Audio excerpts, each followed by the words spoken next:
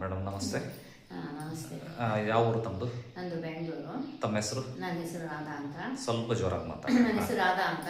ಒಂದು 10-15 ಇಯರ್ಸ್ ಇಂದ ನನಗೆ ಅಸಿಡಿಟಿ ಇದೆ. 15 ಇಯರ್ಸ್ ಇಂದ 15 ಇಯರ್ಸ್ ಇಂದ ಅಸಿಡಿಟಿ ಇದೆ. ಬಹಳ ಕಷ್ಟಪಟ್ಟೆ.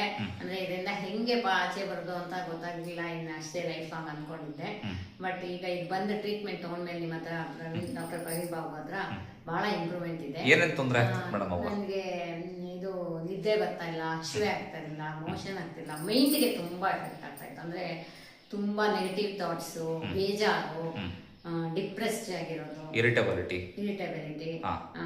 ಅದೆಲ್ಲ ಇತ್ತು. ಆಮೇಲೆ ತೇಗು ಬಹಳ ಬರೋದು. ತೇಗು ತುಂಬಾ, ಹೊಟ್ಟೆ ಉಬ್ರ ಆಗೋದು. ಹೊಟ್ಟೆ ಉಬ್ರ ಸ್ವಲ್ಪ ಅಂದ್ರೆ ತೇಗೆ ಜಾಸ್ತಿ, ಹಸಿವೆ ಆಗ್ತಿರ್ಲಿಲ್ಲ, ಸುಸ್ತು, ಏನು ಕೆಲಸ ಮಾಡೋದಕ್ಕೆ ಇಂಟ್ರೆಸ್ಟ್ ಬರ್ತಿರ್ಲಿಲ್ಲ. ಬಟ್ ಈಗ ತಗೊಂಡ್ಮೇಲೆ ಬಹಳ ಇಂಪ್ರೂವ್ಮೆಂಟ್ ಇದೆ.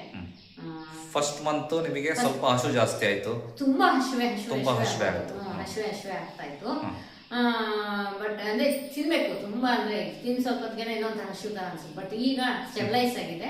ಈಗ ಕರೆಕ್ಟ್ ಆಗಿ ಹಸು, ನಿದ್ದೆ ಇದು ಎಲ್ಲ ಆಗ್ತಿದೆ. ನಿದ್ದೆ ಎಲ್ಲ ಚೆನ್ನಾಗಿ ಬರ್ತಾ ಇದೆ. ನಿದ್ದೆ ಚೆನ್ನಾಗಿ ಬರ್ತಾ ಇದೆ. ಆಮೇಲೆ ಮೆಡಿಸಿನ್ ಇಂದ ಏನಾರ ಸೈಡ್ ಎಫೆಕ್ಟ್ ಯಾವುದು ಇಲ್ಲ? ಖುಷಿ ಇದೆ. ಇನ್ನು ನನ್ನ ಸ್ವಂತ ಇದರಿಂದ ಹೇಳ್ತಾ ಇದ್ದೀನಿ. ಯಾರಿದ್ರು